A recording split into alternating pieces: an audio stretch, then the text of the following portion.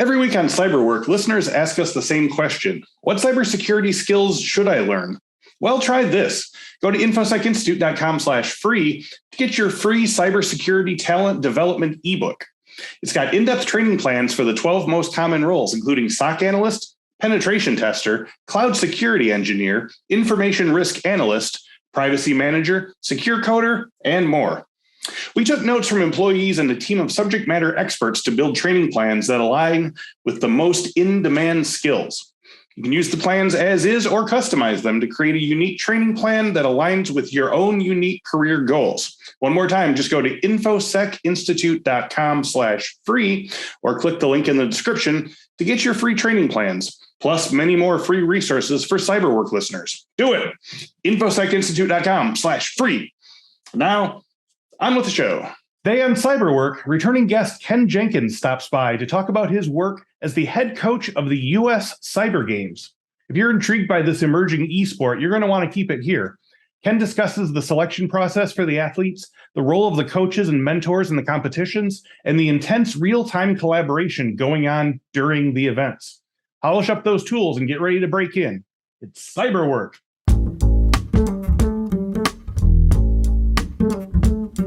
Welcome to this week's episode of the Cyberwork with Infosec podcast. Each week, we talk with a different industry thought leader about cybersecurity trends, the way those trends affect the work of Infosec professionals, while offering tips for breaking in or moving up the ladder in the cybersecurity industry. Our guest today, Ken Jenkins, brings more than 26 years of information technology and cybersecurity expertise to his work in red teaming, penetration testing, threat hunting, threat emulation, incident response, and systems engineering. Ken is a decorated combat veteran and retired soldier. His active duty responsibilities covered operations and defense of DoD networks and battle command systems. Some of his assignments included a variety of combat units, the Army's Criminal Investigation Command, Army Cyber Command, United States Cyber Command, and the National Security Agency.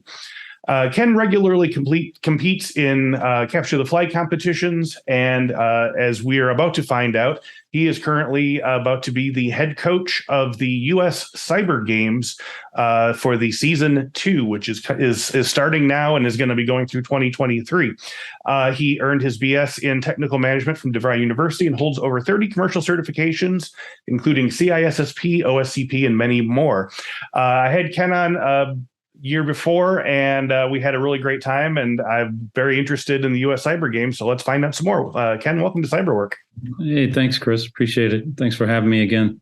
My pleasure. So since you're a return guest to the show, listeners can tune into your past episode to hear your origin story. I always like to start with an origin story, but you had a very good one about how you got into cybersecurity and so forth. So I encourage folks to listen to that as well.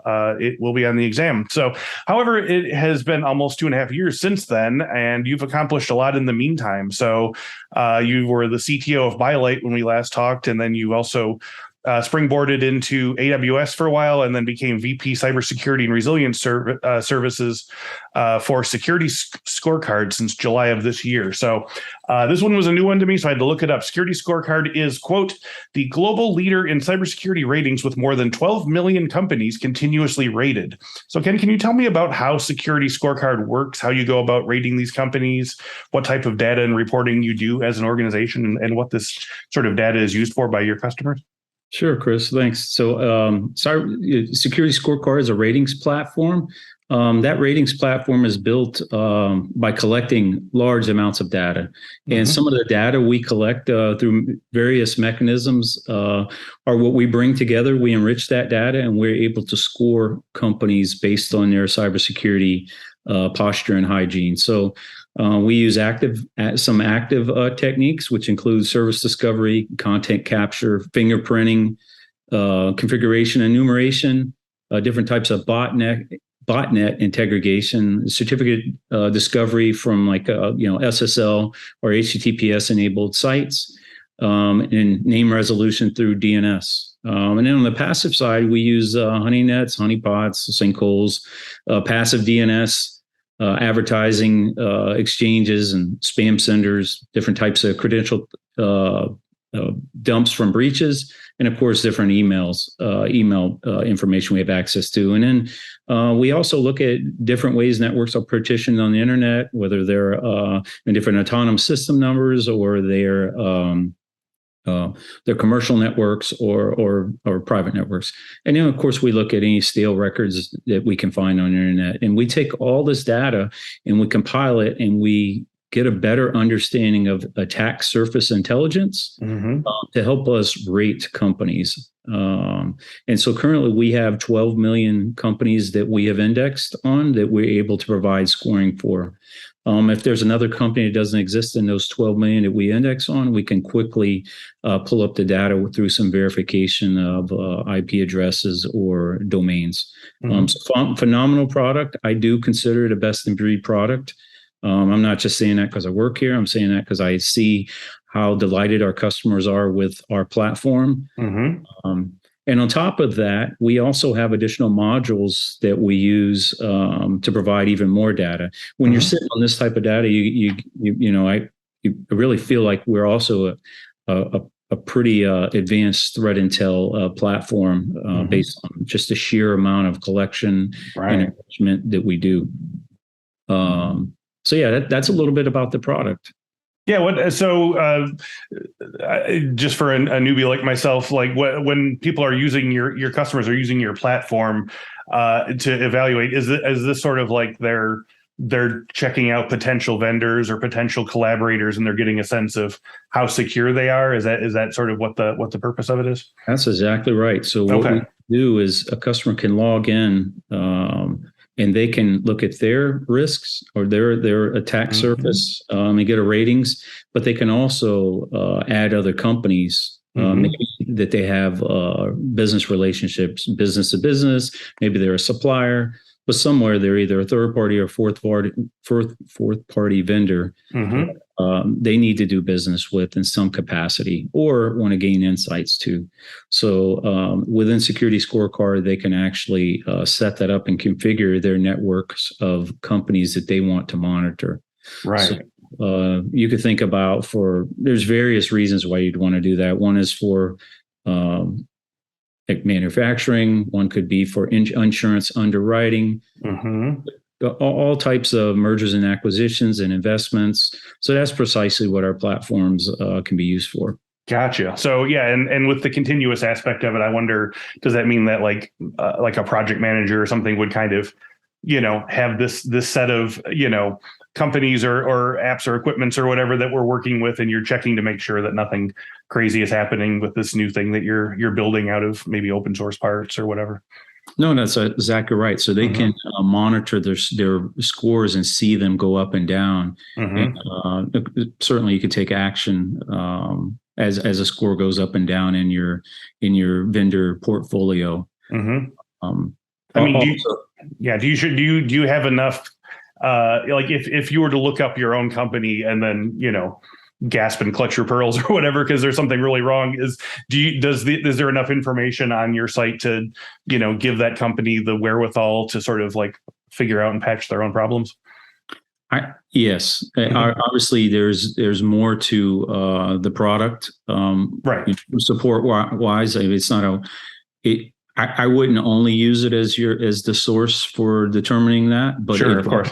It's definitely a dead giveaway. When you're looking across vendor risk management, and you see a company that maybe has a score lower than your rest of your companies that you're monitoring, it definitely can give you early indications and warnings. Right.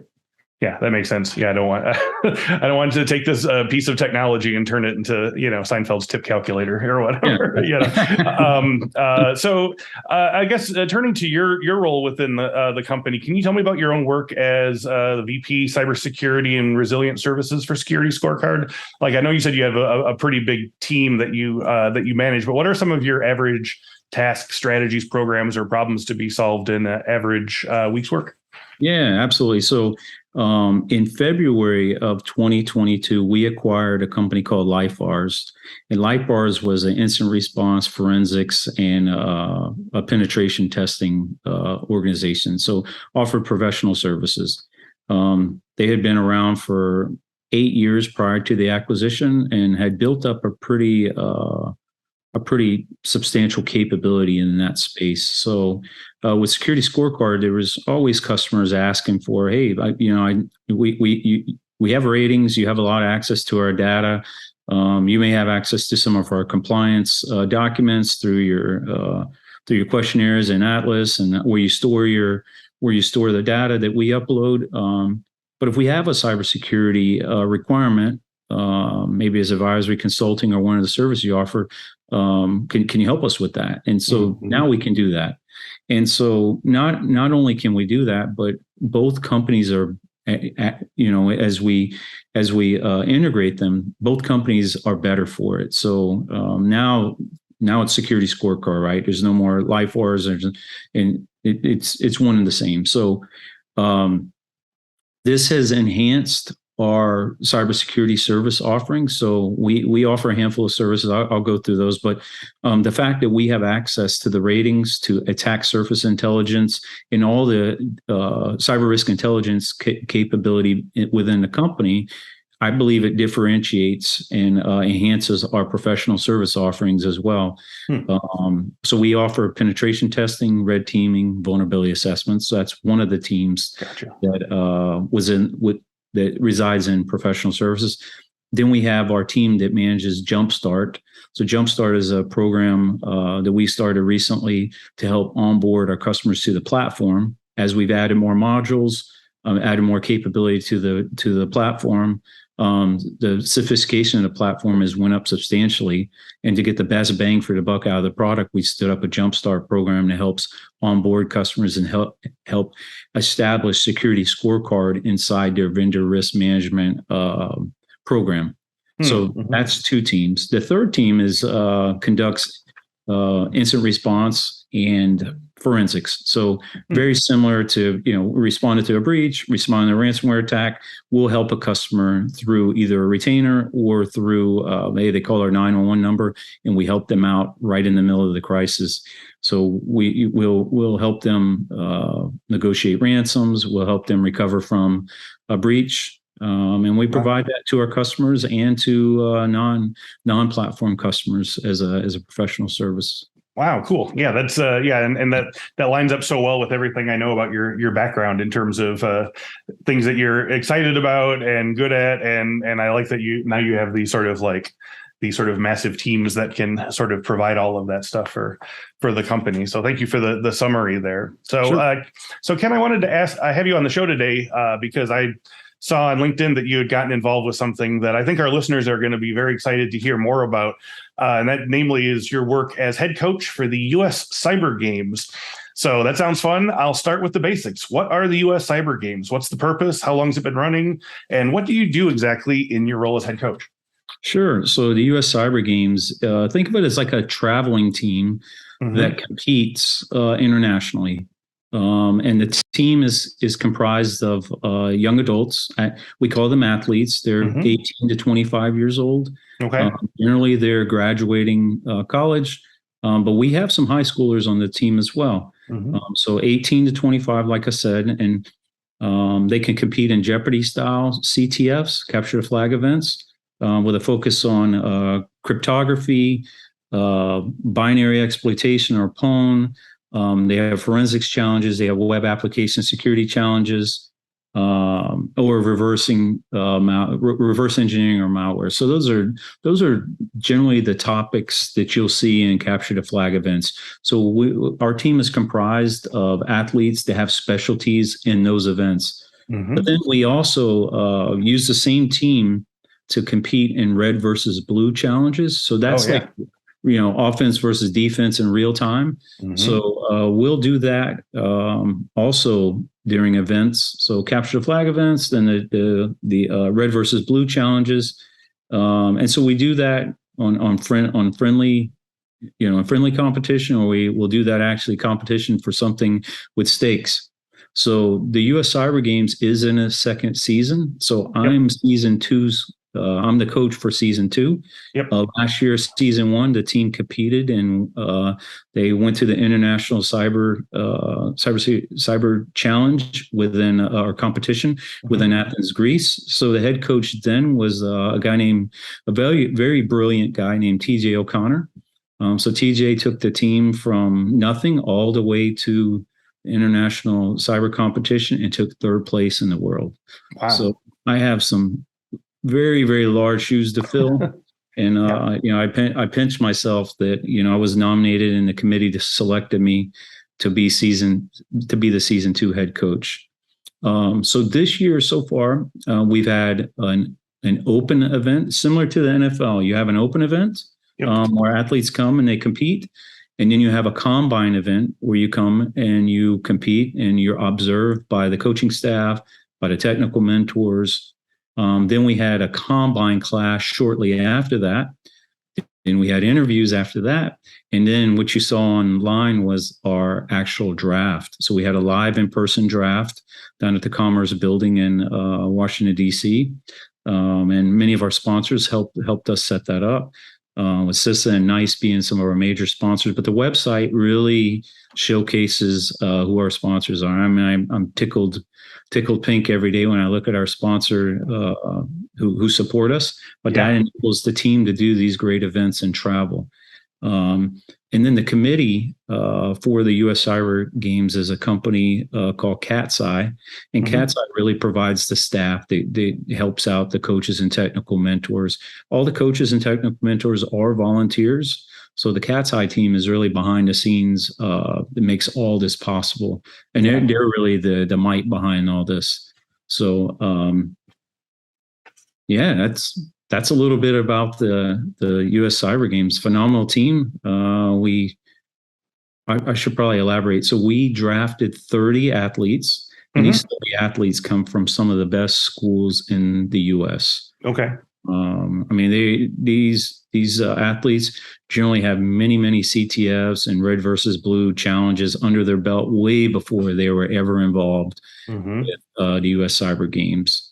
And so they're pretty seasoned in what they do. They're hobbyists at heart, and many of them have the academic prowess to back up their what they do as hobbies. But it's truly an e-sport that we have. We have very good support. So we started with around 83. I might be off by a couple on there, but we started off about 80 athletes. We narrowed it down to 30 to make the team. Okay. Another 20-ish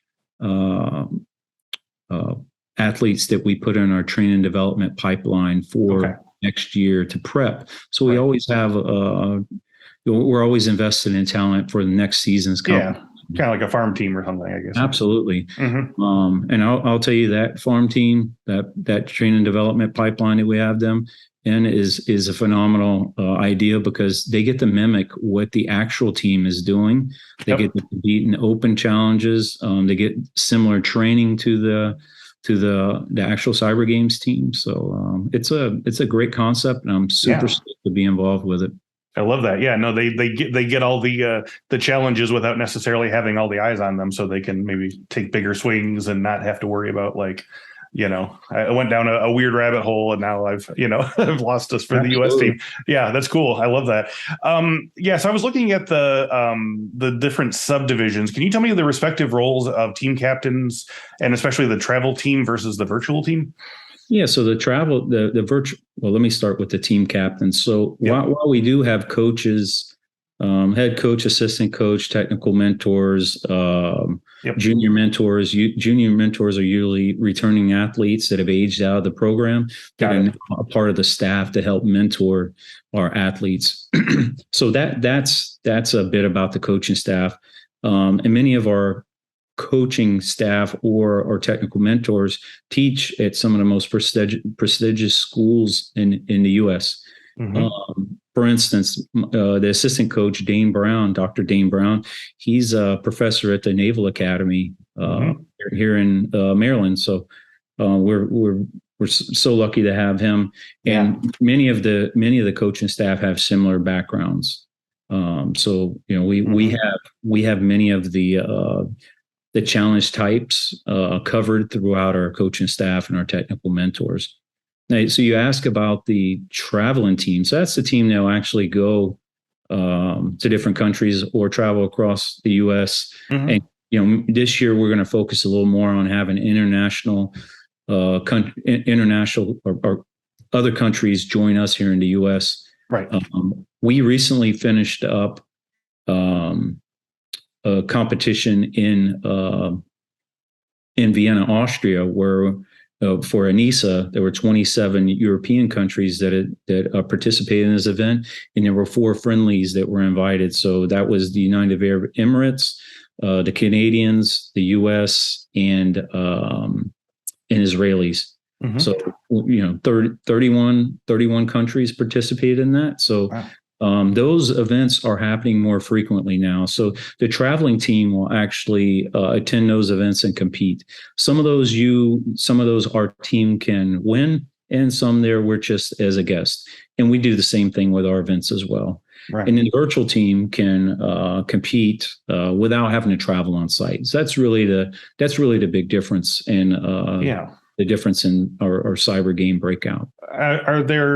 Is there a specific in-person, events that the traveling team only can participate in, and then virtual only ones that the virtual ones can? Or is it like the traveling team is there and the virtual team are also there, but just sort of like virtually working on the same challenges and such? In theory, that was the goal, but really it's we're going to task organize as appropriate to be competitive. But we have, like I said, we have the 30 athletes on the team, and then we have the 20 or so athletes within the development pipeline.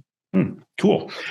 So yeah, I had planned to watch the draft for season 2 of the U.S. Cyber Team a few weeks back, but it happened to be the one day in the past 6 months that my internet decided to go out neighborhood wide. So can you talk about what happened at the draft? You said, you talked about the sort of like the various competitions leading up to, and the interviews and the sort of winnowing things down a little bit like that. But like what were some of the things when you get down to like choosing your team? Like what are some of the things you're looking for when drafting a team? I mean, is this something where, like a football team, like you're looking to get like all the different positions filled? Do you have a lot of different specializations? So before we started this season, we came together as coaches with the Cat's Eye staff, and we asked ourselves, what does the perfect athlete look like to be on the U.S. cyber team? And there was a few things we said. We want well-rounded athletes. We wanted to have a diverse team. We wanted to be very inclusive. It was not win at all cost, but we wanted to be highly competitive where we could, right? So we looked at the different categories of capture the flag events, and we kind of broke out the skills necessary for each of those events. So, earlier I talked about cryptography, I talked about forensics, reverse engineering, binary exploitation, and web application or security. And so those are different disciplines, even after college, right, or after academia.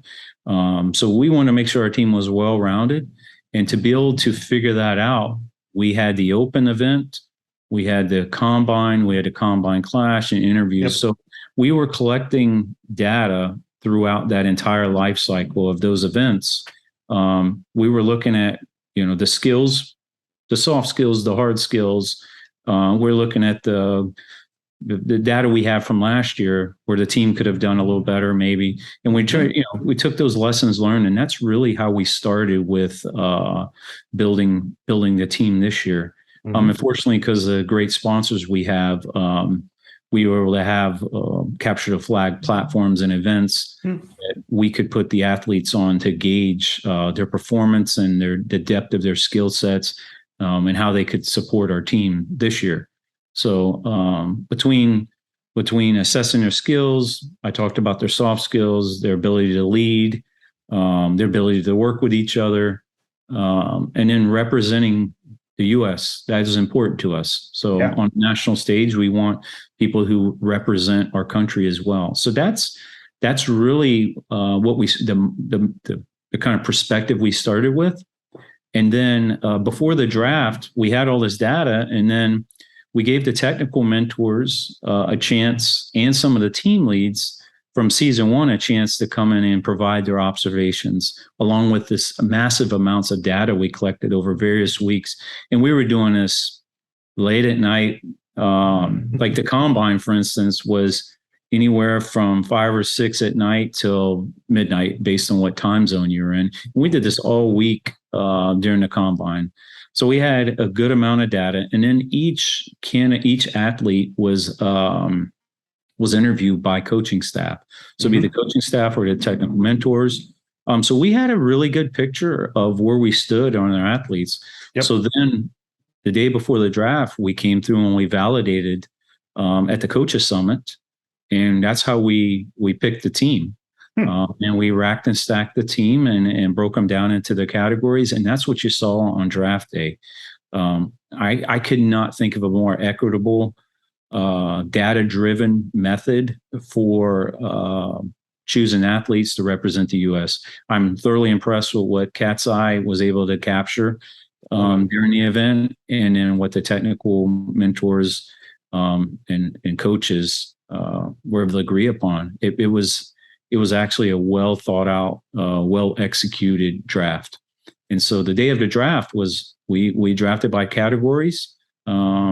I'm jumping ahead of myself. So we also we're fortunate to have some pretty phenomenal keynote speakers. So, along with the keynote speakers, the way the draft went, the excitement from the athletes and those that are in the development pipeline. It was just a great success. Looking forward to getting the season started. Yeah. Oh, I'm excited to hear more about that. So, again, you told us about the sort of the delineations of the different athletes and, the teams and team departments or team specialties or whatever. So what are some of the challenges the team faced in the past season, and how as head coach do you assist them in this? So I'm trying to get a sense in my head of like when competitions are happening, are the coaches and the mentors and stuff with them and like advising them as problems are being solved, or is your role basically over once the competition starts and you're kind of running drills beforehand and kind of getting them ready, and then you just kind of stand back and sort of watch and go? Yeah, so there was multiple questions there. So I'll start with the first one. So season one. So season one, obviously, it started from scratch. So the team that built season one, they had much different challenges to overcome, right? First, they had to get the word out. They had to get athletes involved. I was shocked and impressed at how well they did that. Also, they had to grow to sponsors. They had to get the grants for to be able to stand up the team. So that was a pretty daunting challenge in itself. So season two, we're starting with a bit more maturity from that. So there was a lot more groundwork to lay in season one. Season two, we're picking up from their successes, and we're able to start optimizing and building on top of that. So they pioneered this. Now we're kind of taking it to the next level and being a little more programmatic on how we run the team. So I think the second part of your question was about the coaching staff. Was that right? Yeah. Just trying to get a sense of what the coaching staff does, like before the competitions and then during the competitions. Yeah, so very similar to like a sporting event, right? If you're practicing or you're doing skills assessments and drills, the coaching staff is on the field with you, or they're in the weight room with you, right? And you're learning from them based on the things that they've done in their past or maybe in their career. But when the competition starts, the athletes run the show within the event. Yes. Certainly they can take timeouts, they can come talk to us, but our goal is to prepare them, equip them, enable them to actually have competition and be able to travel and whatnot. But amongst them, they will appoint their own team captain. And usually that team captain kind of grows itself out of the team. and then athletes rally behind that captain, and kind of like in the military, take all the commands from the tower, but they still have the freedom to the freedom to work amongst each other as well. Right. So you were spot on. The coaches and the technical mentors are there to prepare them and get them to the events and help them after the events.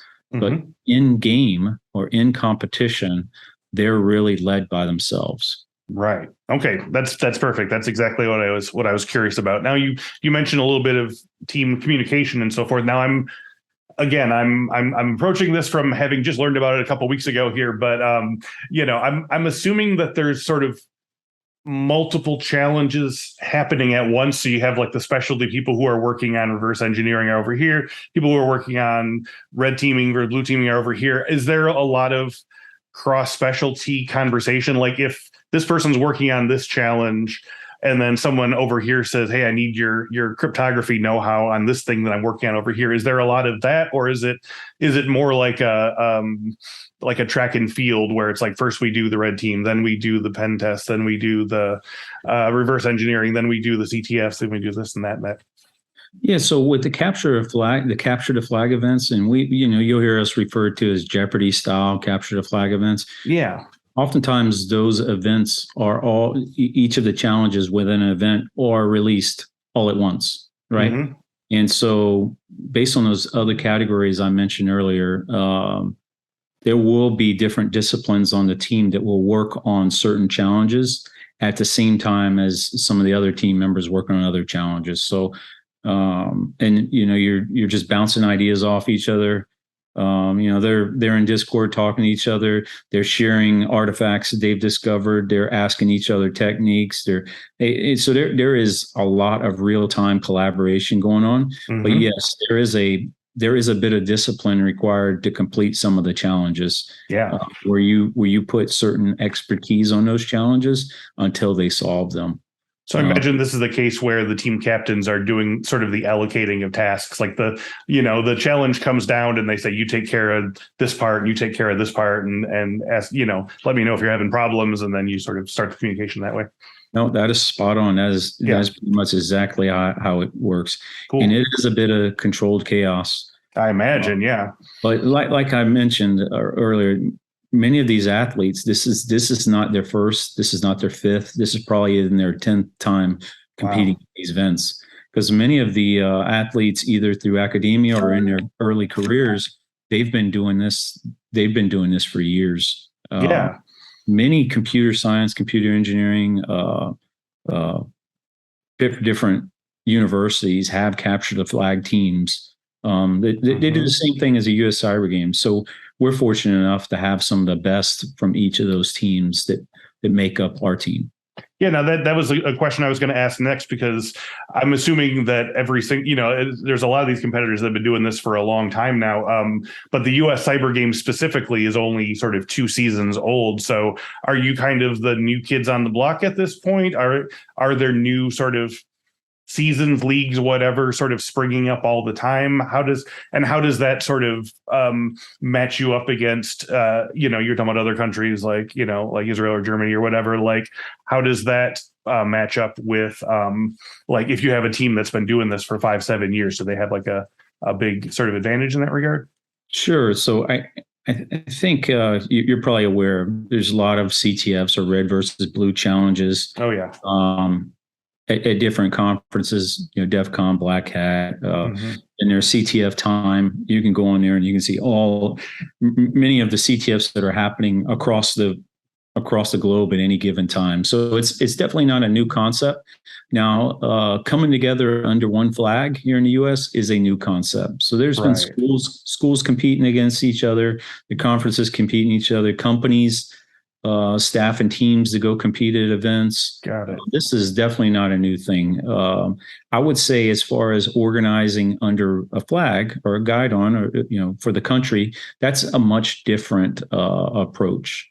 And our approach to how we where we get athletes from 18 to 25, right? Mm-hmm. We're not looking to take the industry's best practitioners in mid-career or late in their career and put them on this team. Think about the way Team USA was formed for the NBA. Well, from the NBA, and then he went and competed internationally. That's what I was just going to ask: is if this is like the U.S. Olympic basketball team or something like that? Like you have all these other teams and they're coming together for this specific purpose. Okay, that makes more sense. So before we would use colleges for that, right? The best athletes before they became professionals. That's pretty much what we're doing here. We're not looking for someone mid or late career to be on the team. We're looking really this as a career development process for our athletes. Okay, so can you give me a brief example or summary of some of the types of challenges that you tend to try to solve in these? Like, and again, I'm trying to get a sense of like the moving parts involved in the challenges, and like you said, they're dumping a lot all at the same time. Is it if you have like 7 different things in your challenge? Is there a progression where you have to solve this to allow you to solve this, to allow you to solve this, or can they all be sort of solved independently and you're just graded on like once they're all done? Yeah, so that is CTF dependent, but many CTFs release the challenges, and you go through and target up, target down, and you get a score, right? Yep. Some have multiple steps to them where you have to gain initial access, and then as you are more successful in the scenario, the flags or the objectives that you get through have a higher points value, right? So it's not always one scenario, one level of points. Right. It could be multiple stages that get you incremental points as you go through. So yes, you're spot on with that. And then the red versus blue challenges, those are, hey, I have a vulnerable application that I must defend, but I must keep that application up while a determined adversary is trying to take it down. And if they take it down, it violates my service level agreement. And if my service level agreement is impacted, I start losing points. So while I'm trying to keep that vulnerable application up, I'm also having to attack the other team to do the same thing. Right. Okay. This is real-time red versus blue scenarios, where again, you're competing with the service level agreement, you're competing with the determined adversary, and then you're also having to respond from an offensive capability. So you can also score against the other team. Okay. So those are kind of the 2 types of CTF or competitions you'll see. But the first one, the capture the flag events, those are generally categories that are released. Yep. And then based on complexity or difficulty, they have different scoring. So easier challenges score less. More complex have multiple scores. And so you'll see different strategies where maybe your team has more skills in, let's say, cryptography. So they go after the very challenging cryptography challenges to get points very quickly. Yes. Okay. Because you got a good sense that you could get the lower scores. So spend effort on the harder ones, and then and then whoop out the other ones, right? Okay. Yeah. Okay. So exactly. It is all points. Like I'm assuming there's enough challenges that get thrown at you in a competition that you're not gonna like completely wipe the board clean of them. Like, does anyone ever like get them all in the same time? No. And also, it's almost also how long are the competitions, right? Right. Some are just a handful of hours. Some are multiple days. Some of them have different phases. So it all depends. But majority of CTFs, all events do not get completed by one team. Got it. Okay. Now, thinking, and again, apologize if these are kind of noob questions, but so I know the CTFs obviously are things that are kind of pre-created as like a puzzle to be solved ultimately from multiple inputs and so forth. But like, so for like red team versus blue team challenge, is that really just head-to-head competition in that you're just like throwing your offense and holding your defense in whatever way necessary? Are there certain like protocols that are like rules that are set up in advance, or is it more like, I don't know, like more like soccer or like highlight where you're just trying to push forward and the other people are trying to push back and then you're push forward?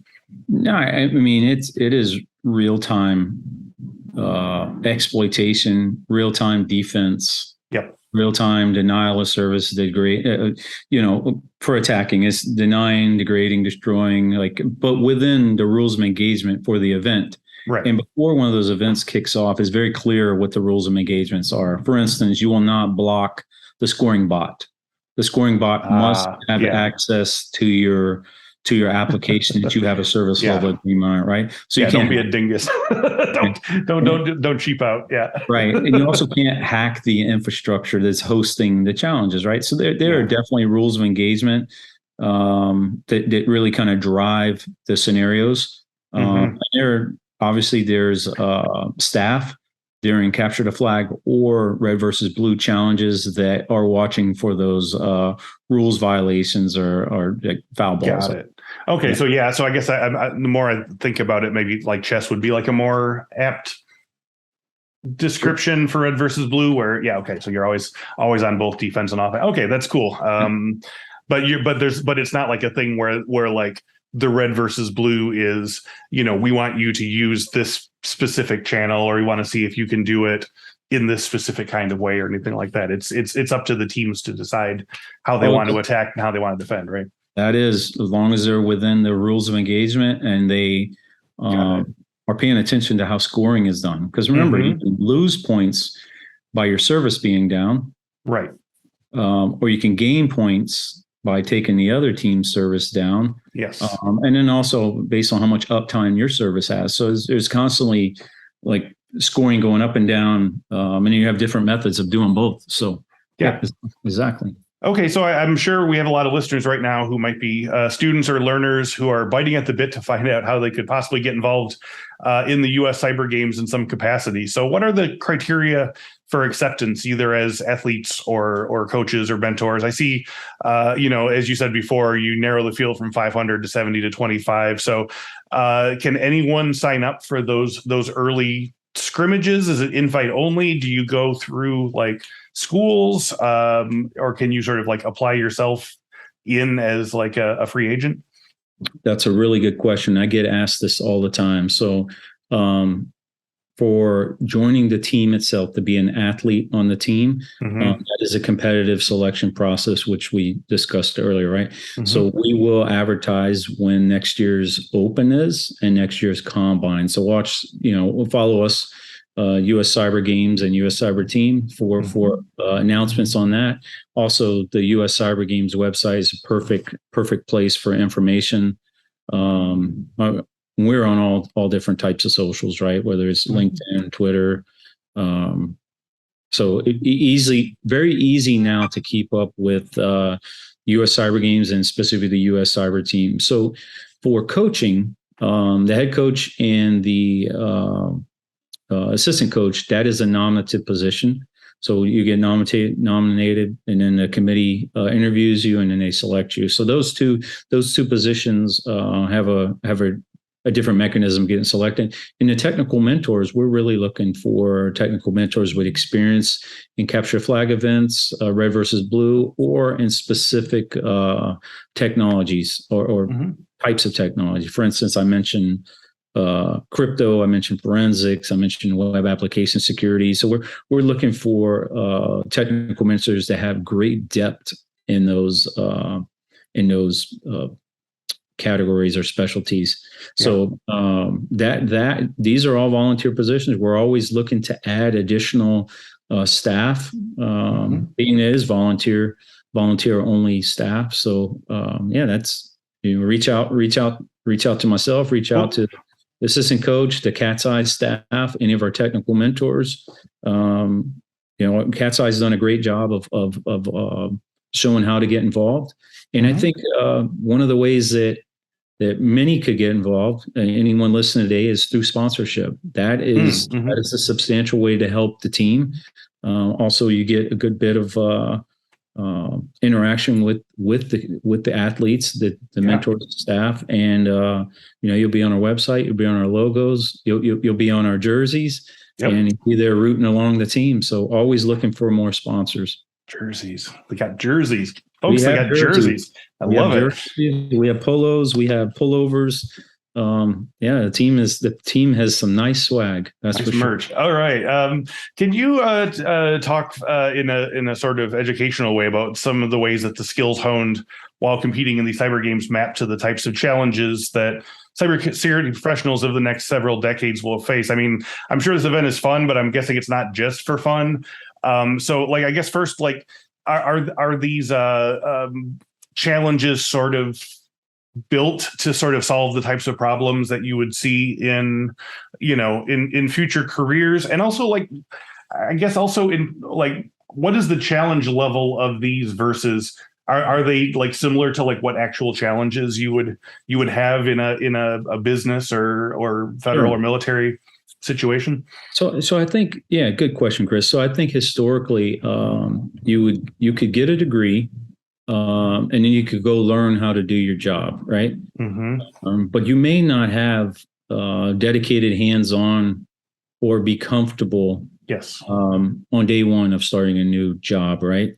So also, since cybersecurity is ever evolving, what we were doing last year, the year before, is substantially different what we're doing even this month, right? Mm-hmm. So being able to continuously hone your skills through competition and through a team of events, I think really helps overcome, something I think plagues our industry is an imposter syndrome, right? Yeah. So you can actually come out and compete with like-minded folks, similar academic backgrounds, maybe similar, don't have to be similar, Mm-hmm. but you can try your hand against all these different specialties and capture the flag events or the more real-time red versus blue challenges.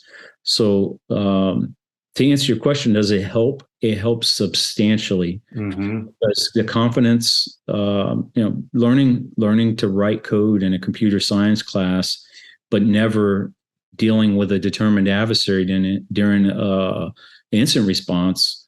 That's quite a gap to close from Yes. being in a classroom. So doing things like that in a challenge, a real-time, real live event, definitely builds up confidence. It prepares you for those moments when you are working somewhere and providing a company that level of that level of skill. Mm-hmm. Also, many of the athletes will go on to work at product companies, cybersecurity companies.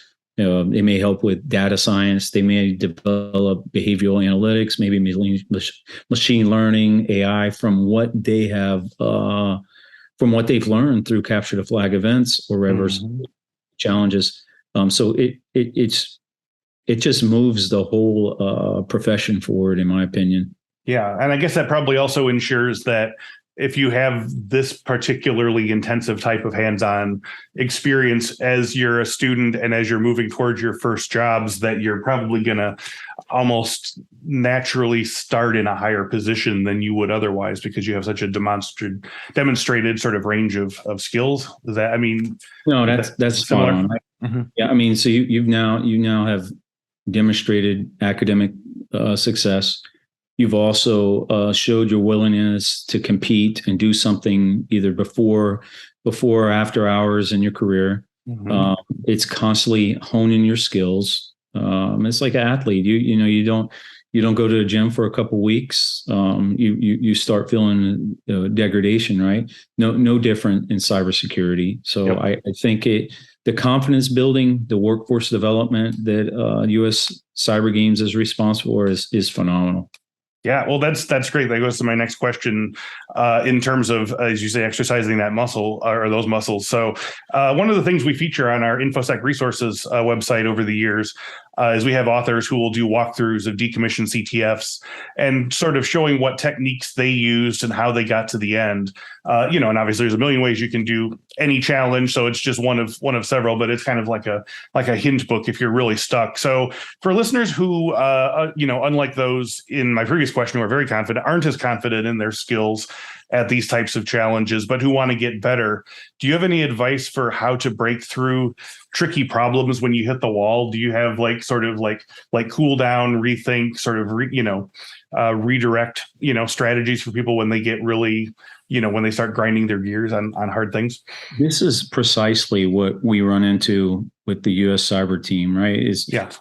Some of these challenges, they've just never seen them before. They're so obscure. Maybe the technology they run into was nowhere in their in their career thus far or in their academic program. So it's some of the coping mechanisms are taking a deep breath, backing away, taking a break, also leveraging folks around you. Like, hey, I'm struggling with this. Here's what I've tried. What you'll find in the profession of cybersecurity is many people are willing to help you if you've exerted effort first. Yes. Right. So if you've exerted effort and it's a logical, sound approach, but you're stuck, generally someone will help you. But if you're just throwing your hands up and like haven't, one of the things I like about the company Infosecurity is they have this mantra that to try harder, right? Yep. And many years ago when I was going through the OSCP certification, it frustrated me to no end, but it taught me to fish. Like it didn't just give me what I needed, but it taught me to fish. So I knew how to do my research. I knew how to train myself without having to sitting in a classroom. Yep. And that's what the cybersecurity profession it really, really does. Like, have you applied effort? If you have, then ask me some questions. I'll help you, but don't come to me empty-handed, right? So so apply some effort. If that doesn't work, try harder. If do a bit of more research, and if you're stumped, reach out for a lifeline from other people competing in those same events and those same challenges. All right, that's a great way to wrap up today. So as we do, if people want to follow along with the U.S. Cyber Games team, and the competitions that they'll be taking part in, is this something that audiences can watch virtually? Do you have to be at the events? Are there ways that folks like me or listeners can tune in? So this is changing in real time. So we are getting closer to like live esports. I do not believe we're quite there yet. You can see scoreboards. You can, and obviously there's video clips on social media from time to time during events. You can certainly root us on through socials, but that is improving. So just be on the lookout on different social media outlets for U.S. Cyber Games and the cyber team. This is changing in real time. So today, can you watch a CTF from end to end? It's very difficult because who would you watch? Would you watch an individual challenger? Would you watch an individual team? Right. Would you watch an individual event? The whole event? There's a whole lot that goes on during the event. So what I like is attending in person. And unfortunately, as a coach, I can see it happening in real time and I can visit other teams. Can't interface with the athletes, but I kind of get a sense of what's going on, where the struggles and challenges are, and who's doing well. But that's certainly something. It's already improving. Yeah, I know there's Twitch for watching video games. Not quite there yet, but it's not far behind. It will not be far behind for sure. Now, will there be sort of recaps? Like if once you solve certain problems, and once those sort of challenges are sort of out of the competition, are there any sort of like recaps of how your team solved problems or anything like that? We haven't done them for the large competitions, but for challenge walkthroughs, they're all over the place. Cool. Okay. That's certainly something we can look into. See, talk with the staff and the mentors and the coaches to see how much of this can we actually release. Because a lot of times during our particular events, these challenges, this is the first time these challenges have ever been seen. Exactly. Yeah. So, you have to really make sure you're not sort of showing the end before it can be used by everybody, I suppose. That's right. So we want to protect it as much as possible from event to event. Right. Just so there's not a lot of write-ups that are floating around, that events are just very easy to repeat. We actually want there to be authenticity to solving them, and giving others out that didn't compete in the competition a chance to go through them themselves as well. Okay, and if people want to just start poking around looking at the U.S. Cyber Games, where should they go online? Oh my gosh. So we have a lot. Our cat's eye team does a phenomenal job of keeping up with this. So first I would start with the US Cyber Games website. So uscybergames.com, excuse me. I would start there, and all our socials are on there. And then I would follow some of our sponsors. Our sponsors are constantly helping us out with donating, funds or resources. So I think many folks that are tuning in today will have heard of Meta CTF, Hack the Box. Oh yeah. They'll certainly have heard of NICE and CISA and Microsoft and the CyberWire and all of our sponsors. So I would follow them online, go to our website, and check us out on YouTube, check us out on LinkedIn and Twitter, of course. Love it. Ken Jenkins, thanks for joining me today. I'm looking forward to following along with your team through the entire series too here. Thanks, Chris. Appreciate it. And thanks for having me on today. My pleasure. And as always, thank you, all of you who are listening to and watching the CyberWork podcast on an unprecedented scale. We're delighted to have you all along for the ride. So before we go, I just want to have you go to infosecinstitute.com/free to get your free cybersecurity talent development ebook. It's got in-depth training plans for the 12 most common roles, including SOC analyst, penetration tester, cloud security engineer, information risk analyst, privacy manager, secure coder, and more. We took notes from employers, and a team of subject matter experts to build training plans that align with the most in-demand skills. You can use the plans as is or customize them to create a unique training plan that aligns with your own unique career goals. One more time, go to infosecinstitute.com/free or click the link in the description that's probably down there and get your free training plans, plus many more free resources for CyberWork listeners. Do it. infosecinstitute.com/free. Thank you once again to Ken Jenkins, and thank you all so much for watching and listening. And as always, we'll talk to you next week. Take care now.